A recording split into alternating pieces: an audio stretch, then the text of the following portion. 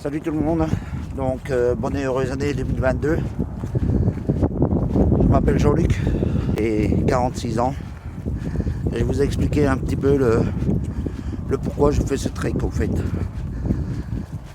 Et de quoi on peut parler pendant ces 4 jours.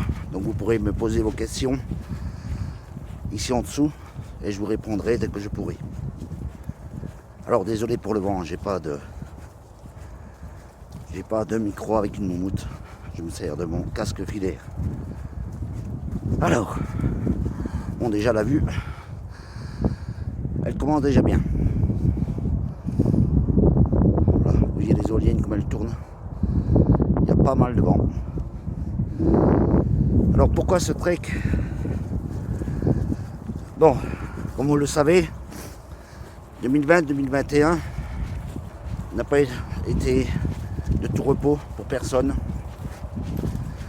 Et je crois que c'est un ras-le-bol de ma part. Donc il faut savoir que les seuls moments où moi je peux me retrouver et où je peux pardon, et où je peux franchement parler, me libérer de tout ce que j'ai, c'est ici, c'est dans la nature, c'est pas dans des treks. Alors je suis pas en dépression, je vous rassure, mais j'étais pas loin. Au fait, j'ai fait un burn-out, donc je me suis réveillé un jour au matin où bim, plus rien. Et quand je vous dis plus rien, absolument plus rien. Plus l'envie de me lever, plus l'envie de déjeuner, plus l'envie de passer du temps avec les gens que j'aime. J'y allais, ouais, sans plus. Et même faire le shopping pour le 6 décembre et le 24 décembre, aucun plaisir. Aucun plaisir. C'est là que je me suis rendu compte, je me suis dit, oups, il y a un truc qui n'est pas clair. Parce que quand je vais faire des shopping pour les gens que j'aime, acheter des cadeaux et autres, c'est mon plus beau cadeau, c'est de leur en faire un. C'est pas moi d'en recevoir. Moi je m'en fous, si j'ai rien, je m'en fous, je suis heureux. Moi tant qu'ils ont la santé, le bonheur et qu'ils sont heureux, c'est le principal. Et ben voilà, donc plus rien. Et j'ai fait un bivouac il y a quelques temps où ben c'est parti en cacahuète. Et je crois que c'est grâce à ce bivouac là que une personne chère à mon cœur m'a dit fais-toi aider ou sors de là, bouge. Et je le remercie parce que sans lui je pense pas que j'aurais bougé. Comme quoi que des fois il faut des trucs négatifs, et dans toute la vie, hein, il vous faut des choses négatives pour tomber sur du positif. Il y a plein d'exemples hein, comme ça que vous pouvez voir dans votre vie. Hein. Là on vient de me changer. Alors ça aussi c'est quoi des belles histoires aussi que j'ai à vous raconter, où j'en parlerai tout le long de mon trajet. Je reçois un jour un appel où on me dit ben voilà, ça serait bien que vous changiez d'endroit de place de votre bureau et tout. Bon, moi ni une ni deux, m'en fous, je sois à un bâtiment A ou un bâtiment B, ça me dérange pas. Sauf que on m'a un peu forcé la main. Donc j'ai dit oui, j'étais gentil, beaucoup trop gentil. Et au fait, là je me rends compte que là où je suis, où ils espéraient peut-être m'écarter, je suis encore mieux mis. Donc d'un côté comme de l'autre, le mal ça a été le changement d'adresse, mais le mieux c'est que je suis tout seul dans le bâtiment. Parce qu'avant on louait une salle d'attente où il y avait 2 autres activités. Et voilà, il y avait du bruit de la salle d'attente et moi faire mes séances c'était pas évident. Là maintenant je suis tout seul dans mon bureau, je suis bien. J'ai une salle d'attente indépendante de mon bureau. Franchement, je suis bien. Alors, on m'a vu pendant le déménagement, quelques temps avant et quelques temps après, fermer mes volets du bureau. Et là, ce qui était assez amusant, c'est que... Bonjour. Vous voyez, j'en ai même rien à foutre qu'ils me voient en train de parler à la caméra. Ce qui est amusant, c'est que c'est un coup de fil d'un de mes clients qui me dit, mais vous êtes toujours ouvert? Vous êtes toujours en activité? Ah oui. Ah. Je dis, ah bon, pourquoi? Ben écoutez, il y a des gens bien placés dans la commune qui s'amusent à divulguer comme quoi que vous avez fermé. Oh là là là là là, ça c'était le truc de ne pas me dire. Hein. Ah non, ni une ni deux. Je fonce voir les responsables. Je leur dis méfiez-vous. Hein. J'étais gentil jusque maintenant. Mais méfiez-vous de l'eau qui dort. Parce que je suis pas méchant. Mais niveau juridique, j'ai un gros bras. J'en reconnais. Et depuis ça s'est calmé. Et comme par hasard, je reçois maintenant tout le monde. Hein. Des sourires jusque là. Ah salut Jean-Luc, salut Jean-Luc. Voilà. Donc, ça a pu jouer sur mon moral. La fausse tonnerie des gens. Ça les amis, je vous raconte même pas. C'est gavant. C'est gavant. Les gens ils peuvent être faux, mais faux. C'est incroyable. C'est le pire en pire. Et je crois que le Covid a aidé pour beaucoup. Et puis il y a aussi les assistés. Alors, je suis pas méchant, hein, mais quand vous entendez des gens qui disent oui, est-ce que vous savez me dire si je vais tourner un peu pour ne pas bousiller trop le vent. Gens qui disent, est-ce que vous savez me dire si le facteur est déjà passé dans la rue? Attends, il est où le sens de ta question là? Est-ce que vous savez me dire si le facteur est déjà passé dans la rue? Et tu sais quoi? Lève-toi, va ouvrir ta boîte aux lettres, tu verras si le facteur est passé. Hein. Non mais attends, on va où? Quand j'entends des gens qui me disent aussi, hein, le magasin tel, est-ce qu'ils vendent ça ou? Et ils tapent sur internet, hein. Le temps d'avoir ta réponse par Facebook, t'as ta réponse sur internet, hein. C'est tout ça. Alors s'il y a un truc qui m'exaspère, et donc je me suis mis 2 personnes à dos, et je ne le regrette pas, je vous le dis franchement, je ne regrette pas. Ils disent qu'ils vont avoir un oignon à peler avec moi, qu'ils viennent. Il n'y a pas de souci, moi je vais le peler l'oignon. C'est ces 2 personnes-là. Il y a eu un décès dans la région, bon, pas de ma famille. Je présente donc mes sincères condoléances puisque je connaissais un membre de la famille. Et dans les commentaires, c'est oh mon Dieu, mais il est mort de quoi alors? Ou alors de quoi il est mort? J'ai été choqué, blessé. Je dis mais les gens, mais ils sont sérieux? Il n'y a même pas de condoléances. C'est ah, il est mort de quoi? Ou de quoi il est mort?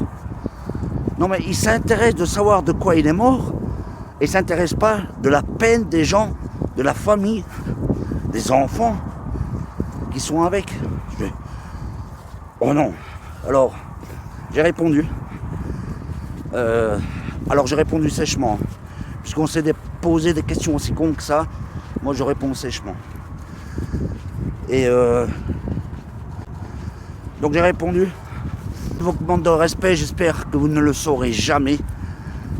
Et je vous souhaite pas de vivre ce que ces gens sont en train de vivre par votre question. Parce que le jour où ça va lui arriver, je suis persuadé, et ça j'en suis sûr, on appelle ça le karma. Je suis persuadé qu'un jour ou l'autre, il y en a un qui va lui poser la question, tiens, en fait, il est mort de quoi? Et vous allez voir la peine que ça va lui faire. La personne est décédée de quelques heures, donc les avis passent très vite maintenant sur Facebook. Elle s'est fait allumer, cette personne-là. Alors je dis elle, pour ne pas dire il. Voilà. Et du coup, j'ai reçu 2-3 messages privés. Ouais, t'as un problème, on en discute. Je n'ai même pas répondu. Et je le connais. On s'est déjà recroisés depuis. Et quand il me voit, il baisse les yeux, il se barre. Alors je suis pas violent, je vous le dis franchement. Je suis pas violent. Mais quand on vient me menacer de peler un oignon avec moi, alors je vais vous expliquer en gros ma vie. J'étais orphelin très jeune et j'ai eu du mal à faire mon deuil, beaucoup de mal. J'étais un petit con et comme beaucoup de jeunes de maintenant, on a tous été des cons. Et moi j'étais vraiment un petit con, et vraiment une petite saloperie quand j'étais jeune. Et ben voilà, j'ai mûri, j'ai grandi, j'ai eu des enfants, j'ai changé et je me suis assagi. Je me rends compte que la bonté et la gentillesse n'amènent à rien. Je m'exprime. Putain, c'est casse-gueule ici.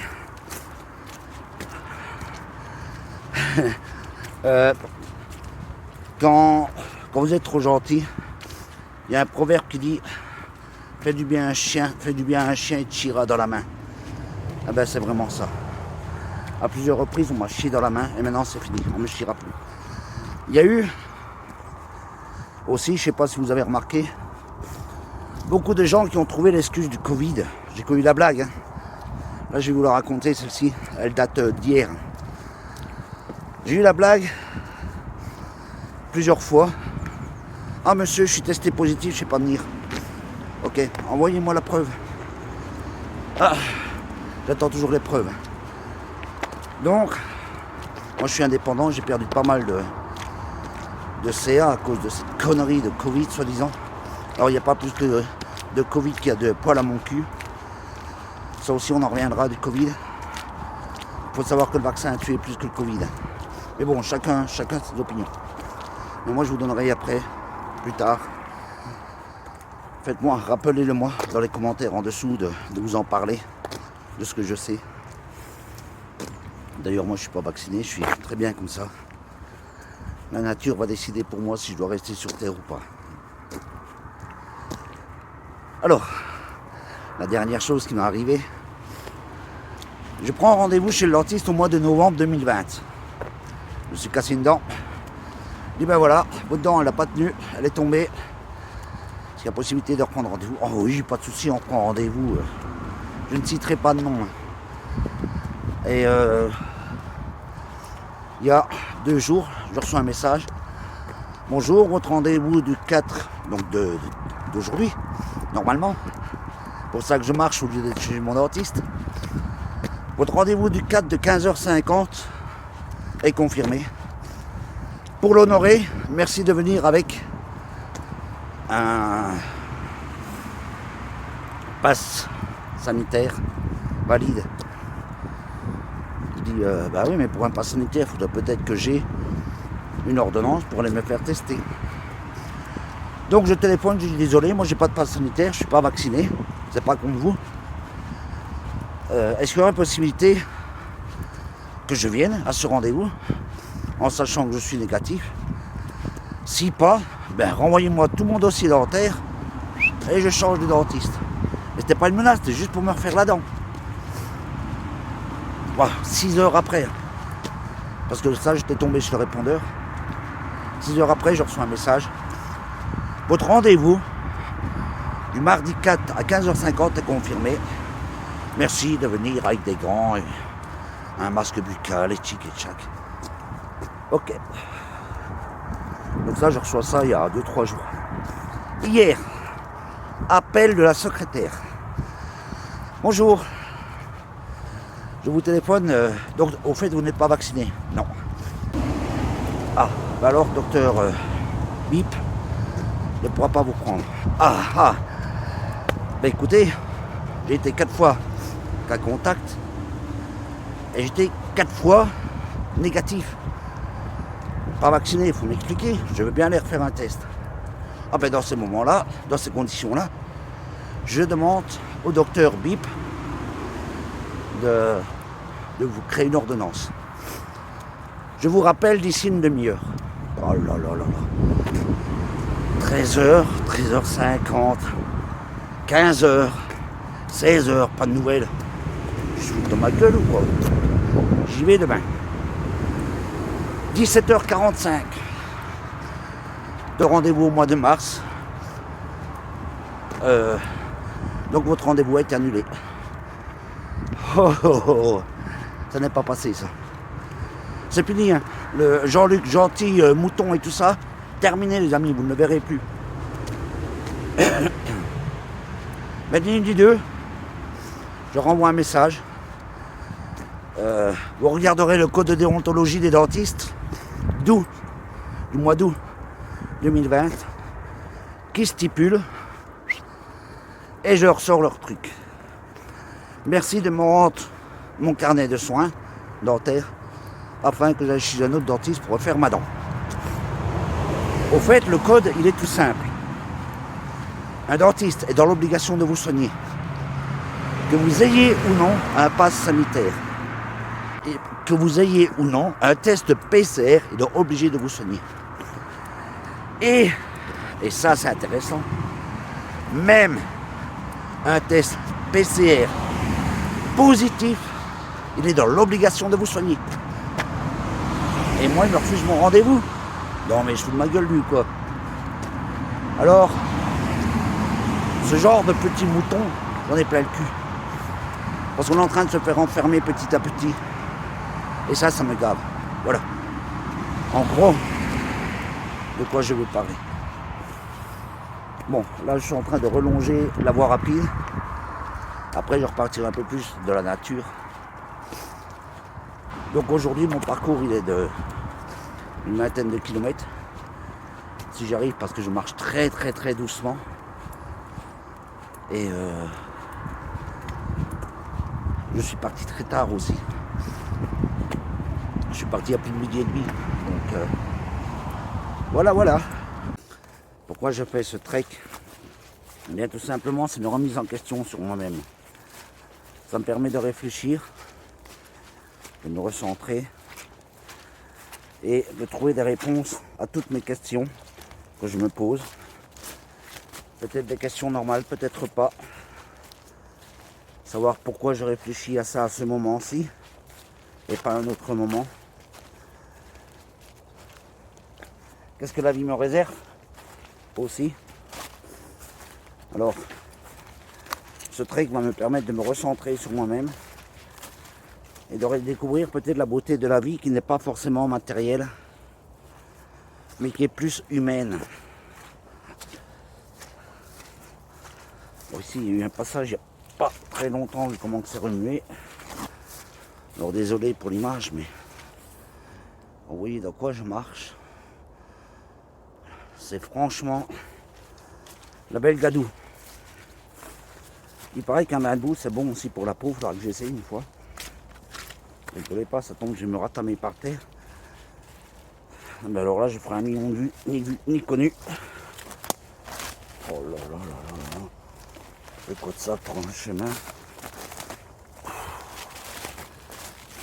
Ça aussi, c'est bien, c'est la difficulté de trouver des solutions dans chaque chose où on a des difficultés. Il faut se dire que si vous arrive quelque chose dans la vie, c'est pas pour rien. Certes, vous n'avez peut-être pas mérité, mais il y a des fois, il y en a qui le méritent. Parce que si vous promenez en rue, que vous prenez une baffe sur la gueule, vous ne la prenez pas pour rien. Vous avez fait quelque chose. Et en général, on appelle ça le karma. Alors qu'est-ce que le karma? Le karma, c'est vous produisez quelque chose, vous l'avez en retour. C'est ça. Donc, faites du bien. En général, il doit vous arriver du bien. Faites du mal. En général, il vous arrivera du mal. Faites le con. Il va vous arriver un truc. Vous pouvez regarder d'ailleurs sur la vidéo des jeunes ou même des gens qui s'amusent à faire les cons en bagnole. Le karma n'est jamais loin. Jamais, jamais. Et tout se paye un jour ou l'autre.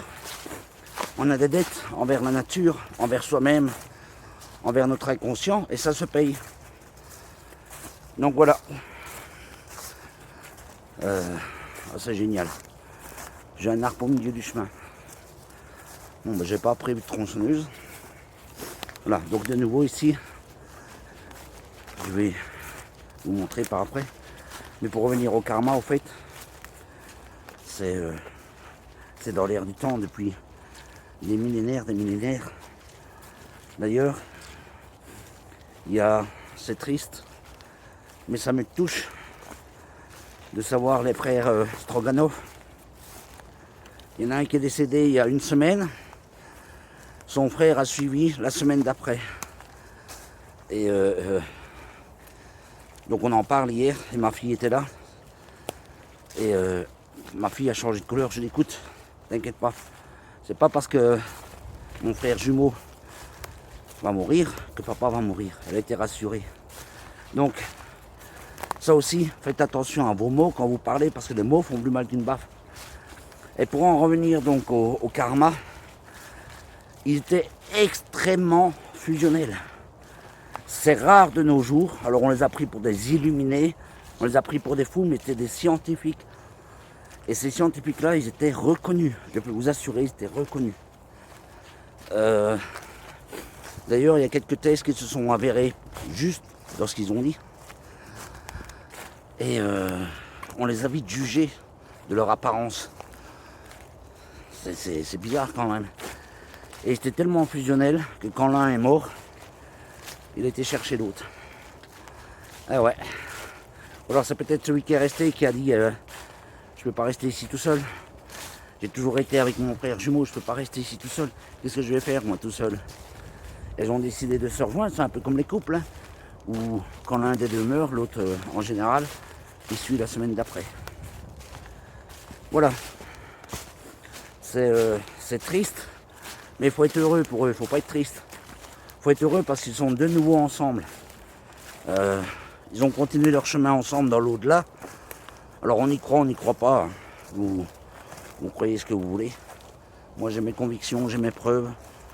Je sais ce que j'ai vu. Je sais ce qu'il y a à savoir. Et je sais où j'en suis. Voilà. Donc au fait, ils se sont retrouvés dans la paix et moi je suis heureux pour eux. Et je leur souhaite bon voyage là-haut. Bon, je vais revérifier un petit peu ma carte, voir un peu où j'en suis, que je discute avec vous, mais je ne regarde pas beaucoup la carte. J'ai déjà fait, attendez, je regarde ma montre, 7 km. Donc il m'en reste encore 13. Je vais vérifier ma carte, je vais traverser le bois, à la sortie d'un bois, dès qu'il y a un endroit où je peux me poser pour me restaurer, je me restaure. Donc on va revenir aux histoires du Covid, les safety kits et le pass vaccinal. Attention, pass vaccinal. Là, si vous ne rouspétez pas, on est tous en tôle. En étant chez soi, on sera en tôle. Parce qu'un pass vaccinal équivaut à une atteinte aux libertés des droits de l'homme. Droit de liberté qui est inaliénable. Donc vous êtes en train de vous renfermer, vous, vos enfants, vos petits-enfants. Et ça va être costaud, moi je peux vous le dire. Moi il y a une question que je me pose, et s'il y a un juriste ou quoi qui peut répondre. Pourquoi l'État français a mis le dossier Covid en secret défense? Pourquoi? Secret défense, c'est tout ce qui est les avions, l'armement, les missiles, un meurtre. Mais pourquoi un Covid, on l'a mis secret défense? Ça, non, ça vous travaille pas? Moi, depuis que j'ai appris que c'était mis secret défense, je ne crois plus à l'État. Ça, c'est clair et net. Je croyais déjà pas beaucoup avant, mais alors maintenant, voilà. Oh là là, les camions qu'il y a ici. Donc je vais passer sous la voie rapide. L'autoroute pour les Belges. En France, on dit les voies rapides. Ça fait un boucan monstre. J'étais si bien dans la nature là derrière, donc j'espère. Il est déjà tard, il est 14h30. J'ai fait que 9 km. J'espère trouver un bel endroit où dormir. Donc vous allez vous poser la question, savoir si j'ai réservé ou pas. J'ai rien réservé. Je dormirai à même le sol, dans le bois. Voilà, c'est ça aussi l'aventure. C'est avoir des petits défis. Alors c'est pour se retrouver seul avec soi-même et se remettre bien dans sa peau et dans son esprit et se retrouver dans un camping ou autre. Ne le faites même pas. Ça ne sert à rien. À la rigueur, essayez de louer un terrain d'un ami ou quoi et puis aller dormir là. Ou un ami qui aura une caravane. N'allez pas dans un camping en plein été où il y a plein de monde, vous allez t'emmerder. Écoutez ce bruit, mais c'est hallucinant. C'est pire qu'une chute d'eau. Les camions, chaque fois que je lève les yeux pour regarder où je vais, je vois un camion. Oups, là, ça glisse. Alors, le chemin, les amis, ici, et c'est un chemin de randonnée de la région, donc je ne sais pas où je suis. Moi, je suis ma carte. Je ne sais même pas pourquoi ils appellent ça un chemin de randonnée, quoi. Non, c'est un truc de motocross, mais pas de randonnée.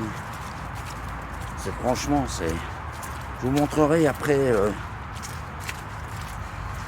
mes guêtres dans l'état qu'elles sont. Pourtant, elles ont déjà bien servi, elles n'ont jamais été dans cet état-là. C'est catastrophique. Ça glisse, c'est un truc de fou. D'ailleurs, vous le voyez, je marche vraiment doucement, désolé si ça bouge, hein, mais j'ai pas envie de tomber. Donc là, je vais devoir accrocher. Je vous reprends après. Donc, où dormir, je sais pas, je vais trouver. Je m'inquiète pas. Je vis au jour le jour. Donc, en gros aussi, ce qui se passe, c'est que j'avais besoin de faire ce chemin donc pour me remettre, comme je vous disais tantôt, en question.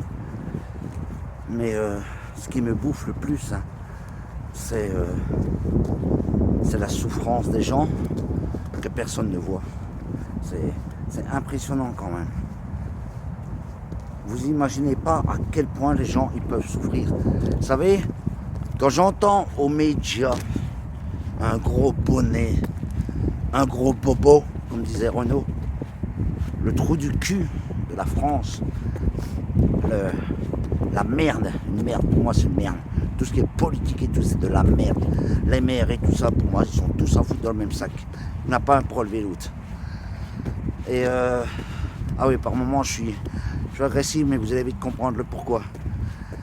Quand vous entendez ces politiciens de merde devant une psychologue pour enfants qui vient dire les enfants ne souffrent pas, ah ben mon gars, ouvre les yeux et réveille-toi. Parce que tu es dans un autre monde, à mon ami. La psychologue lui dit, vous savez, j'ai des enfants qui me parlent de mort. Et je confirme, j'ai eu un enfant de 5 ans qui parlait qu'il voulait mettre fin à ses jours. On a réussi à l'en dissuader, mais il en avait marre du Covid. Vous savez, quand vous avez des enfants, elle va regarder bizarre, mais je m'en fous, on ne se rencontrera jamais. Donc, quand vous avez des enfants qui vous demandent quand est-ce que ça va arrêter, vous n'avez pas de question à leur répondre.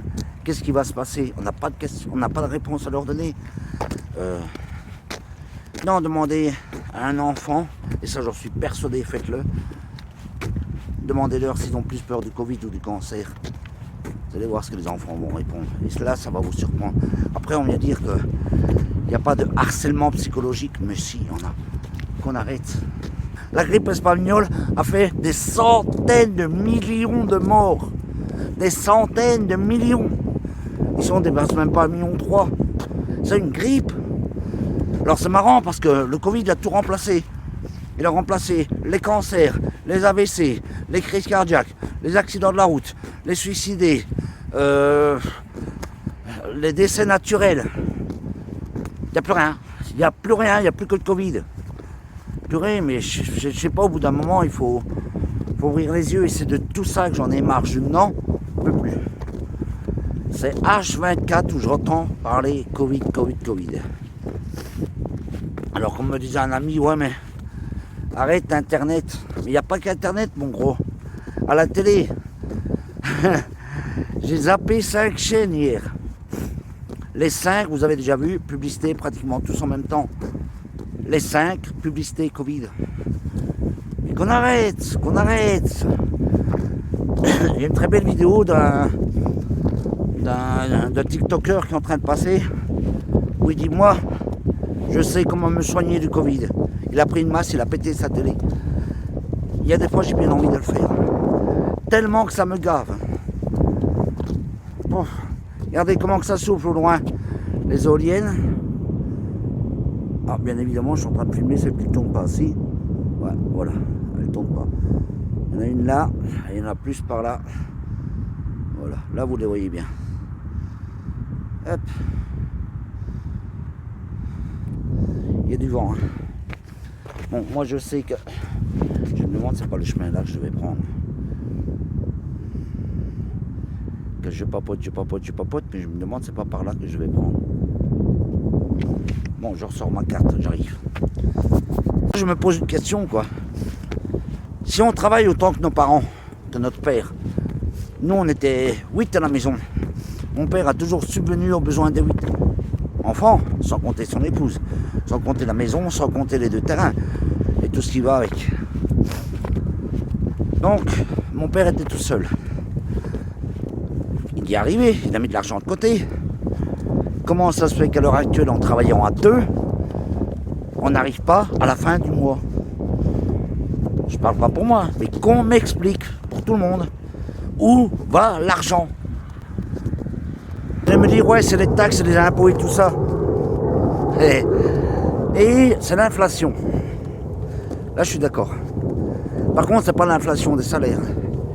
Quand vous entendez un ministre français, où on lui demande le prix d'un croissant, restez bien assis.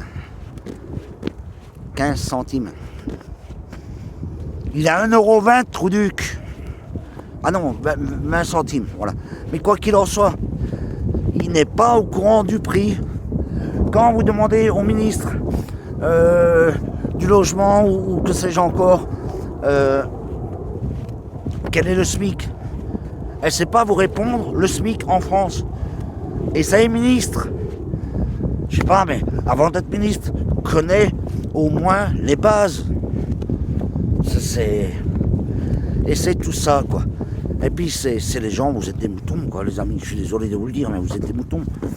Moi, je vois bien, moi, on m'a déjà menacé 3, 4, 5, 6 fois pour le vaccin. Venez. Venez. Vous savez quoi? Dites-vous quelque chose à propos de ce vaccin, de ce Covid. Votre heure, elle est signée.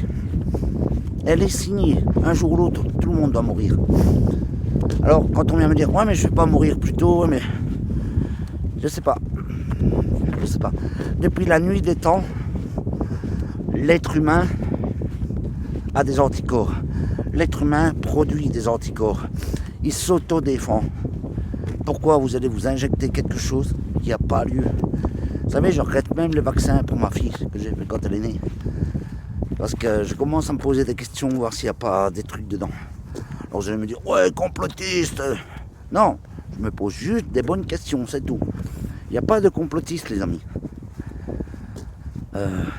Alors, même si je suis complotiste, moi j'aimerais bien qu'on me retrouve des nouveaux trucs complotistes, parce que quand on m'a traité de complotiste il y a un mois, ce que je disais, ça s'est avéré exact. Donc ce que j'ai dit il y a un peu plus d'un mois à certaines personnes, ça s'est avéré exact. Et quand je le rappelle, je leur dis, tu te rappelles de... Ben oui, ben voilà. Et pour parler de choses un peu plus gaies, j'ai pas été malheureux toute ma vie, loin de là. Loin de là. Il y a juste que marcher, se faire du mal physiquement et mentalement. Purée, 18 000 pas, les amis. 18 000, vous imaginez même pas. Ben si, hein, 18 000. Marcher, ça fait du bien. Au fait, j'en avais plein le cul. Il y en avait plein le cul de cette population, de cette asphyxie médiatique. J'étais fatigué. Et je crois que juste avant les fêtes, c'était mon dernier cri d'alerte, quoi. Dire stop. C'est mon corps et mon esprit qui disaient arrête, ça suffit maintenant. Arrête de souffrir. Regarde la vie comment elle est belle. Profite, fais ce que tu aimes. Et c'est ce que je vais faire maintenant. Alors, j'ai coupé les ponts avec certaines personnes, je m'en excuse, hein, mais au fait, je me rends compte que c'est tout le temps moi qui appelle, quoi. Je reçois jamais d'appel. C'est tout le temps moi qui vais aux nouvelles. Hein, parce que quand tu veux, hein, la porte ouverte. J'en ai marre, moi, de passer. Toi, passe chez moi. Là, ça me ferait plaisir. Alors, ça, c'est un message à tous ceux qui l'entendent et qui me connaissent bien. Tu passes pas chez moi, je passe plus chez toi. C'est pas plus dur que ça. Voilà. Moi, j'ai pas besoin de toi pour vivre. Moi, j'ai pas besoin de ta présence. Ce que j'ai besoin, c'est de ton amitié. Je suis pas dépendant de toi. Mais ça me fait plaisir quand j'ai quelqu'un qui passe et qui me dit ah, salut Jean-Luc, on se boit un café. Avec plaisir, mon ami. Passe. Parler de tout, de rien, sans penser au lendemain. Voilà.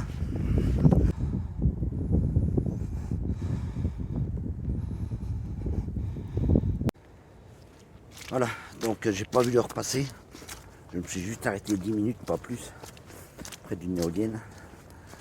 Il est déjà 16 h, donc il commence à faire sombre. J'ai vu un petit bosquet là-haut, parce que celui qui est derrière moi, il y a une ferme au loin. Que là, dans le bosquet là, je suis sûr qu'il n'y a pas d'habitation. J'allais me foutre dans le bois là pour dormir, faire chauffer mon repas du soir. Je serai éloigné du village pour allumer un petit feu, pour me réchauffer parce que ça pique un petit peu, surtout dans les hauteurs. Alors il fait pas chaud, ils ont annoncé 2 jours plus frais, donc des baisses de température. Donc demain et après-demain, très peu de soleil. J'espère que j'aurai assez de mon chargeur nomade pour filmer tout ce que j'ai à filmer. Sinon, ben, tant pis. Hein. Voilà. Oh, il est magnifique ce bosquet. Oh oui. Perdu dans les champs comme ça. Ah ouais. Au moins les habitations.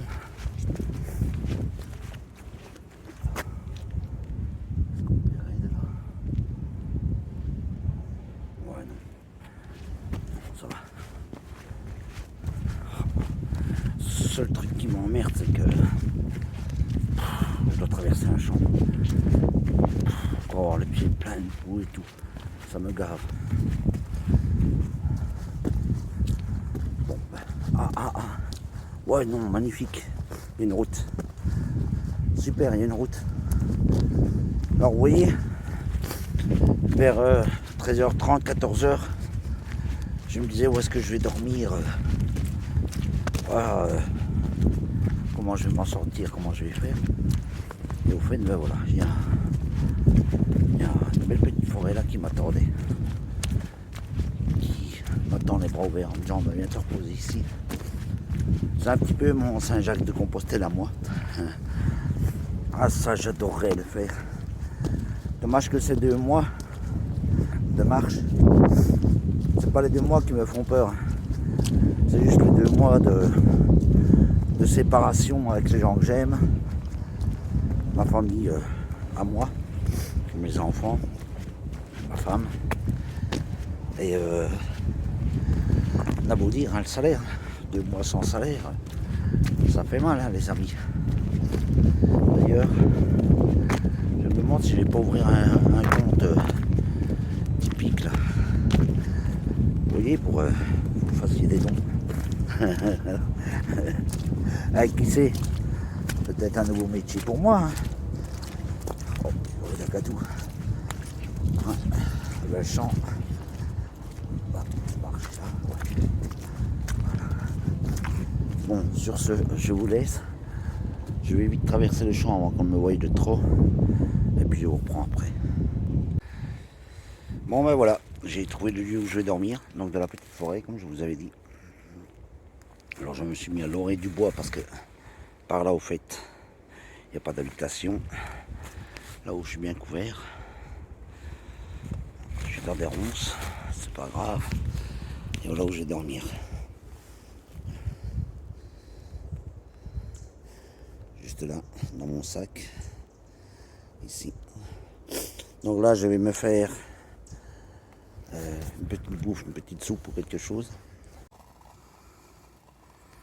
Là donc je suis en train de cuire mon plat.